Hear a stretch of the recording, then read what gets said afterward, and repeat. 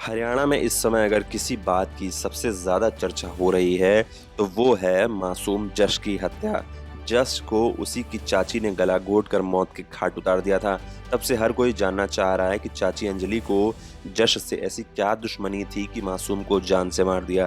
क्या ऐसा करते हुए एक बार भी उसके हाथ नहीं काँपे? अब इन सवालों के जवाब खुद अंजलि ने पुलिस को दिए हैं। अंजलि ने पुलिस को जो बयान दिए हैं, उसमें उसने विस्तार से बताया है कि वारदात वाले दिन क्या हुआ और उसने कैसे मासूम की सांसें छीन लीं। पुलिस को दिए बयान में चाची अंजलि ने बताया कि वो जश को बहुत प्यार करती थी। जश को कार वाला गेम बहुत पसंद था, इसलिए उसके लिए फ़ोन में वो गेम भी डाउनलोड कर रखा था। वारदात वाले दिन जश की बहन भी चाची के पास ही थी, लेकिन जश फ़ोन में कार वाला गेम खेलने लग गया था, इसलिए वो अपने घर चली गई थी। अंजलि के अनुसार हत्या वाले दिन घर के काम करते समय उसने लोअर टी-शर्ट पहन रखा था। काम करने के बाद चेंज करने के लिए रूम बंद किया था। तब जश रूम में ही मोबाइल पर गेम खेल रहा था। चेंज करने के बाद वो भी बेड पर लेट गई और सीआईडी देखने लगी। इस दौरान उसके हाथ में मोबाइल चार्जर था।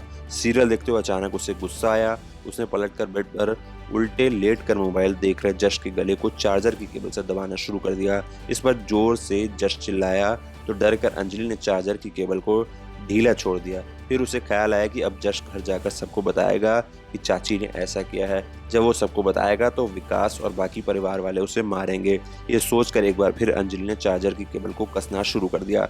इस बार उसने तब तक नहीं छोड़ा जब तक जश ने आखिरी सांसें नहीं भर ली। अंजलि ने पुलिस को बताया कि अब उसे जश की हत्या करने को लेकर बहुत पछतावा हो रहा है। उसे समझ नहीं आ रहा कि कैसे उसके हाथों ये सब कुछ हो गया। काफ़ी देर तक अंजलि ने जश की डेड बॉडी को बेड पर ही छोड़ दिया था।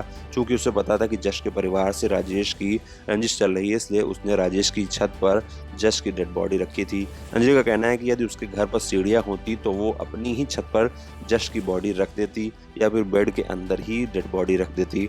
अंजलि ने इस हत्या में इतना ठोस बना दिया था कि उसे किसी भी तरह का डर नहीं था।